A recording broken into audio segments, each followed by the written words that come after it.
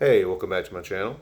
Just going to run through the books that I read this week and the two that I purchased today. Just a quick video because I have a few ideas for what I like to do as an additional video, but this week I just don't really have any good ideas.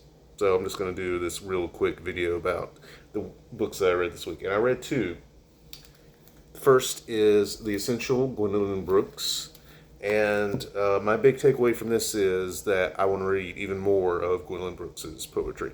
She is someone that I'm familiar with because, again, she's one of those poets that crops up a lot in the sort of anthologies and collections that are often offered in English classes. And I, you know, again, I'm not the world's best poetry expert. I don't consider myself well versed, haha, in terms of how to tell what a good poem is, what a bad poem is. But, I know what I like, I know what moves me, I know what kind of leaves me cold. And pound for pound, and this is a very slim volume, as you can see in this little sideways view.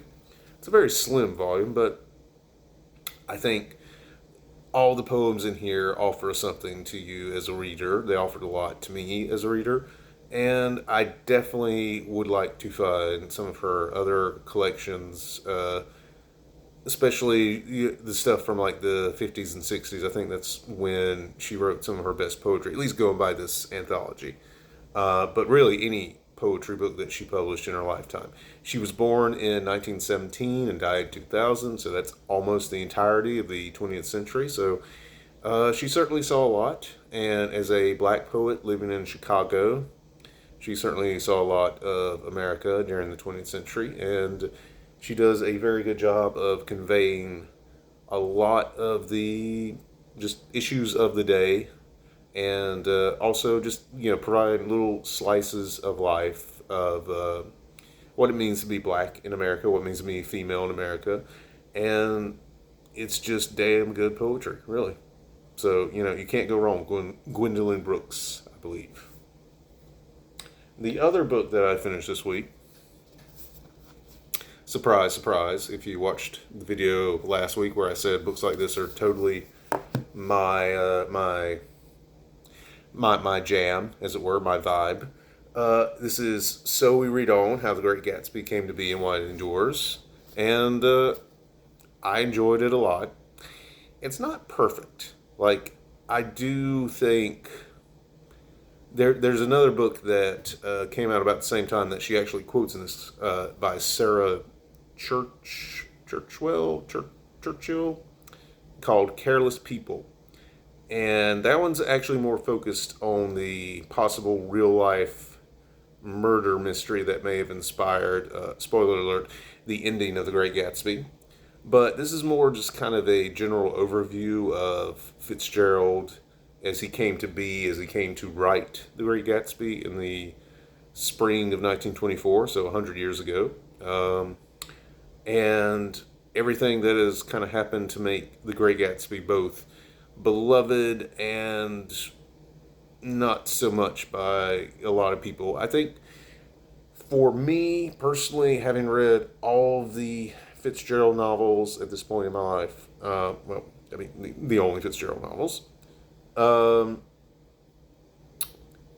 I understand why people think Gatsby is his masterpiece, and I think generally speaking, I would agree, but I think I really enjoyed reading Tender as the Night even more.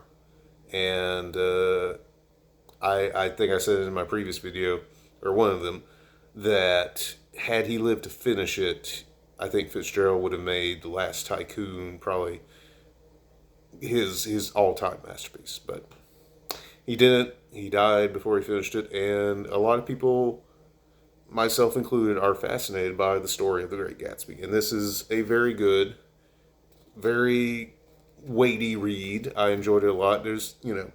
There's critical literary analysis, but not overly done, I would say, and it's quite enjoyable. I enjoyed it a lot. I know I overuse the word enjoy in these reviews, but so what? And then the two that I bought today. because I decided to go thrift shopping a little bit.